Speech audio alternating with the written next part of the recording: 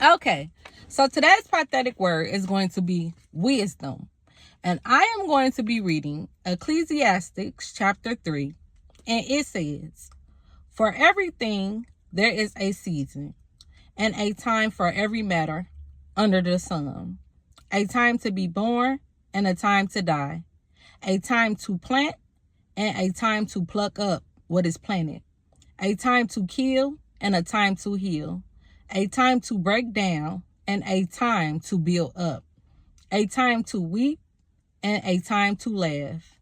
A time to mourn, and a time to dance. A time to cast away stones, and a time to gather stones together. A time to embrace, and a time to refrain from embracing. A time to seek, and a time to loose. A time to keep, and a time to cast away.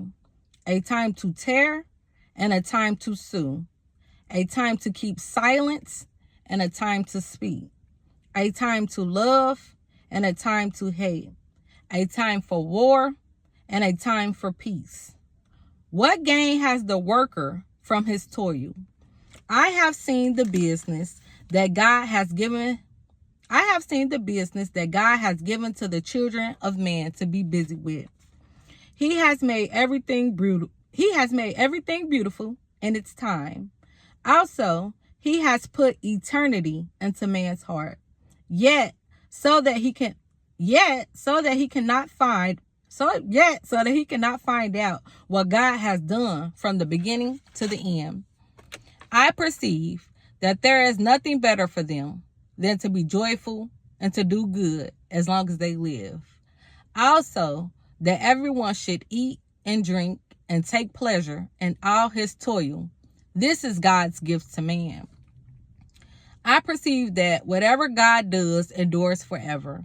Nothing can be added to it, nor anything taken from it. God has done it, so that people fear before him. That which is already has been. That which is to be already has been. And God seeks what has been driven away. Moreover, I saw under the sun that in the place of justice, even there was wickedness, and in the place of righteousness, even there was wickedness. I said in my heart, God will judge the righteous and the wicked, for there is a time for every matter and for every work. I said in my heart with regard to the children of man, that God is testing them, that they may see that they themselves are but beasts. For what happens to the children of man and what happens to the beast is the same. As one dies, so dies the other. They all have the same breath, and man has no advantage over the beast, for all is vanity. All go to one place. All are from the dust, and to dust all return. Who knows whether the spirit of man goes upward and the spirit of the beast goes down into the earth?